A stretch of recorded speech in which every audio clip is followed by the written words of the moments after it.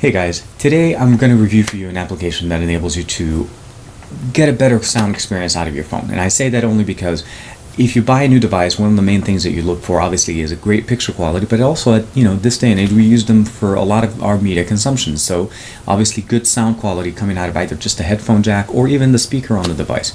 I have the Xperia Z here. It's a great phone, waterproof, and part of the limitations that I find with this device is that the speakerphone is not necessarily the loudest that it could get. And if I am able to boost it all the way to the highest level, I still have a hard time listening to the other side, especially when I'm driving, because that's most of the time when I end up using the speakerphone on this device. Let's check out the application and we'll kind of close everything together at the end.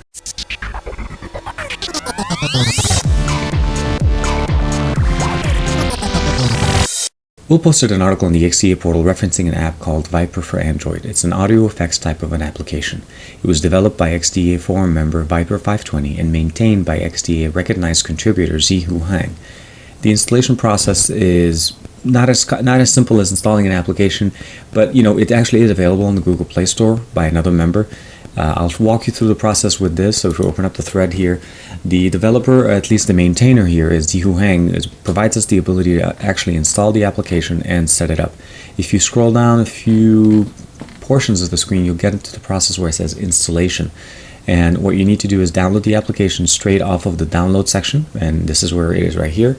You can download the FX version, and again, currently the versions supported are 4.0 and 4.3. Download them, install. I'll walk you through that process on the device itself. Overall, very simple installation. The other option you have also, if you go to the Android market, you'll find that there is quite a few applications called ViPER4Android. Now these are provided by a different member. Once you open it up using Chrome, of course, Chrome does this nice little process here and it translates it into English for you. Just as a heads up, even though the screenshots are in Chinese, your application, once it installs onto an English system, will translate into English automatically. So this isn't something that you have to worry about. But other than that, let's check it out on the device.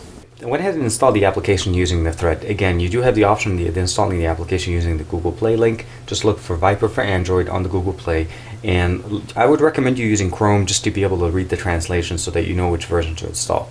Once you install it, the application interface is pretty simple. It will ask you for root. That's already gone through here because I've already rebooted the device after installing the driver. Once you turn it on, it's going to ask you if you want to install the driver. You go in and you'll get an option here where it says install driver as opposed to uninstall. I've already installed mine. I can go to driver status. It tells me which version of the driver that's installed. The neon is the one I need to install within options because I'm running in a Snapdragon processor quad-core with a processor speed 800 megahertz or higher. If you read through the installation process on the thread, it'll explain to you which version of the driver you want to install. Once you install it and restart, it gives you the options to customize the headset, your phone speaker, as well as your Bluetooth device connected. So it could be also a Bluetooth headset, so either way. For this example, obviously it's hard for me to demo it using a headset or a Bluetooth headset. I'm just going to use the speaker on the device itself. We're going to start off by turning off the actual service itself. Go into the play. I have a file here I'm going to start playing. The file is, sorry, let's show you the volume.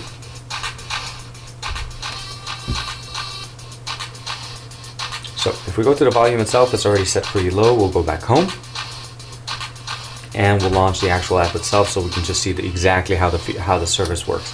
If we turn it on,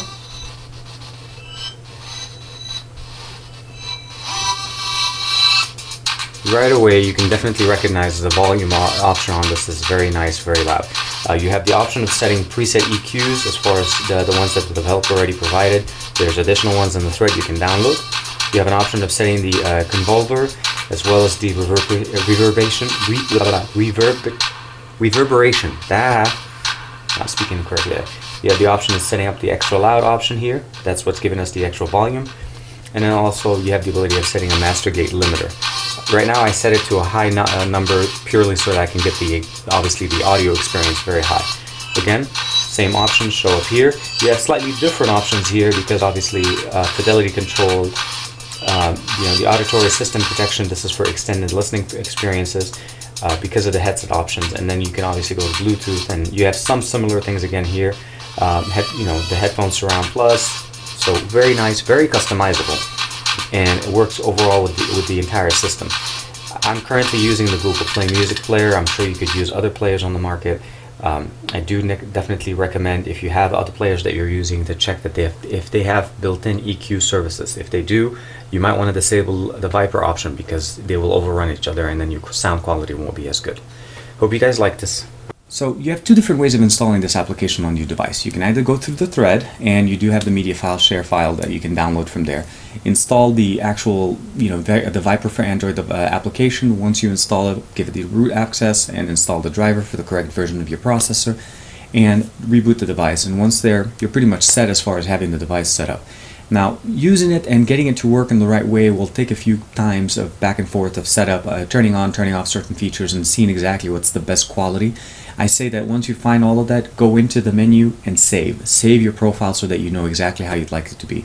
I find the application is very useful as far as what it does. And now, for me, why I chose this application, what got me to look for it, is I used to have a Galaxy S4, and I had an infamous S4 ROM installed on this, so props to Jameson.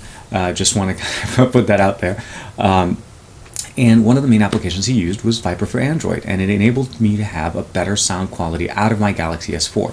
But what the frustration that I found myself with the Xperia Z is when I'm driving and I'm using the speakerphone, and if there's any even remote level of sound, the sound quality on the speaker just goes down. And I'm talking for voice conversations, not even music.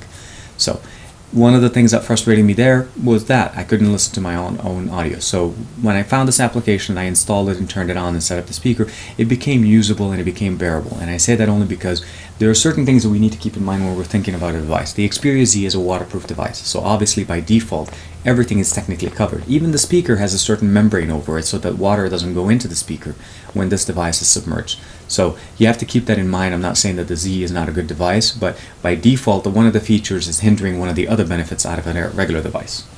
So check out the device, check out the application, let me know what you think. If you do have options or concerns as far as some of the audio quality that you guys get out of your device, this will be a really good option to install. Again, you do have to have it as root, you need to have BusyBox installed, and if you want to do the manual installation, you need obviously a file explorer, or again, I'll include a link in the description below as far as if you want to go to the Google Play Store and install the applications through there. The ones on the Google Play Store are not maintained by zhuhang on XDA. It's another member that posted it. Soon, the original developer of the application himself will be posting a version of their app on the Google Play Store for everybody being able to install. Hope you guys like this. Let me know what you think. Like and subscribe to this channel as usual, and like and subscribe to my channel. And I am working currently to build up my website, so check out, and I'll put in the link right here. It's basically www.beta.com. We'll talk to you guys, and I'll see you next week.